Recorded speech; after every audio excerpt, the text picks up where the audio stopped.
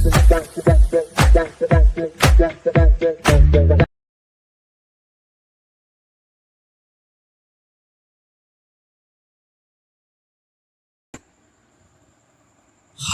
Hello నమస్తే, Nemi Singar. Welcome back to my YouTube channel.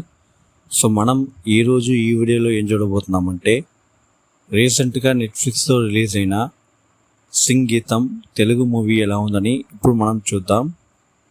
ఈ movie యొక్క ఆన్లైన్ స్టోరీ ఏమిటంటే, ఒక చిన్న గ్రామం, ఆ గ్రామంలో ఎలాంటి చెట్లు ఉండదన్నమాట. అంటే అక్కడ ఒక పెద్ద కొండ ఉంటుంది. ఆ కొండ కింద బంగారం ఉంటుంది అనమాట. కేజీఎఫ్ లాగా అక్కడ మైనింగ్ అనేది జరుగుతుంది. సో అందువల్లే అక్కడ ఉండే చెట్లని కొట్టేస్తారనమాట. ఒకే ఒక్క పెద్ద చెట్టు ఉంటుంది. సో ఆ చెట్టు కింద తవ్వితే ఖచ్చితంగా బంగారం దొరుకుతుంది అనే పక్షంలో ఆ ఊళ్ళో ఉండే ఒకే ఒక చెట్టున ఆ పెద్ద చెట్టుని కూడా కొట్టేస్తారు. సో ఆ చెట్టుని కొట్టేసిన తర్వాత ఆ ఊరు వాళ్ళకి మొత్తంగా కలిపి ఒక శాపం అనేది తగులుతుంది. ఆ శాపం ఏంటంటే, మనుషులు మాట్లాడితే మాటలు వస్తాయి, కానీ ఆ చెట్టుని కొట్టేసిన వల్ల ఆ ఊర్లలో అందరికీ పాటలు వస్తాయన్నమాట. సో వాళ్ళు మాట్లాడితే అది మాటలా కాకుండా పాటలాగా వినపడుతుంది. పాటలాగే వాళ్ళు పాడతారనమాట, మాటలు కాకుండా. సో అది ఎందుకు ఆ శాపం అనేది వాళ్ళు తగిలింది, అండ్ దాని తర్వాత వాళ్ళ జీవితంలో ఏ విషయాలు జరిగింది, అండ్ అదేలాగా ఆ శాపం పోయేదానికి వాళ్ళు ఏమంతా చేశారు అనేదే ఈ మూవీ యొక్క ఓవరాల్ ఆన్లైన్ స్టోరీ. నాకైతే ఈ సినిమా నచ్చింది. కొత్త ఒక కాన్సెప్ట్, కొత్త విధమైన ఒక సినిమా అని చెప్పచ్చు. మామూలుగా మనం చూసే రెగ్యులర్ కమర్షియల్ సినిమా ఫార్మేట్లో కాకుండా ఇది కొంచెం డిఫరెంట్గా ఉండిందనమాట. సినిమాల్లో పాటలు అనేది మనం ఎన్నో చూసాం, కానీ ఒక సినిమా ఆల్మోస్ట్ ఒక పాటల్లా ఉండడం అనేది చాలానే సూపర్గా ఉంది. ఒక ఐడియా అనేది సూపర్ ఫస్ట్ ఆఫ్ ఆల్. కానీ కొంతమందికి ఇలాంటి సినిమా నచ్చచ్చు, ఇంకొంతమందికి ఇలాంటి సినిమాలో బోరింగ్గా ఉండొచ్చు. ఎందుకంటే ఒకే రెగ్యులర్ టెంప్లెట్లో చూసే వాళ్ళకి ఇది ఏంద్రా ఇది అనేలా ఉంటుంది. బట్ నాకైతే ఇలాంటి మంచి మంచి ఎక్స్పెరిమెంటల్ ఫిల్మ్స్, ఇలాంటి విషయాలనే నాకు కొంచెం ఇంట్రెస్ట్ అనమాట.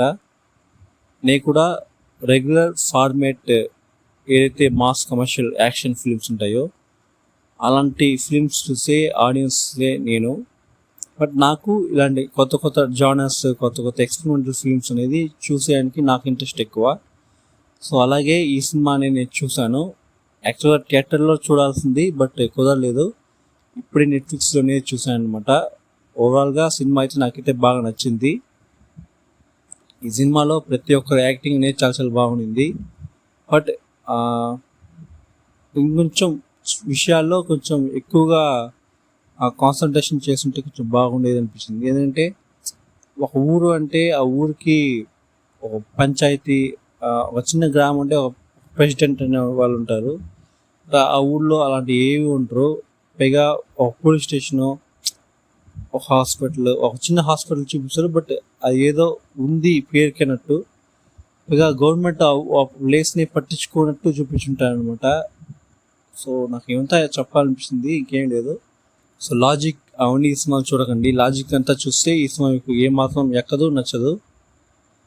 అండ్ ఈ సినిమాలో యాక్ట్ చేసిన వాళ్ళు ప్రతి ఒక్కరు యాక్టింగ్ అనేది వాళ్ళకి ఇచ్చిన క్యారెక్టర్ని వాళ్ళందరూ బాగా సూపర్ చేశారు.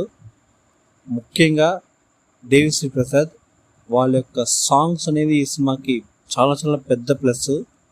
అంటే ఓవరాల్ ఎంటైర్ మ్యూజిక్ అని చెప్తాను. ఈ సినిమా ఒక హాఫ్ అన్ అవర్ దాకా నార్మల్గా ఉంటుంది. హాఫ్ అన్ అవర్ తర్వాత ఫుల్గా సాంగ్స్ లాగే ఉంటుంది అనమాట. అంటే మాట్లాడితే పాటలా వినపడుతుంది. సో ఆ పక్షంలో ఈ సినిమా మధ్యలో సాంగ్స్ అనేది వస్తాయి. ఈ సినిమాలో సాంగ్స్ అన్నీ చాలా చాలా సూపర్గా ఉంటాయి అనమాట. నాకైతే బాగా నచ్చింది ఈ సినిమా సాంగ్స్ అండ్ మ్యూజిక్ అనే మొత్తం ఆ పోర్షన్ మొత్తం బాగా నచ్చింది.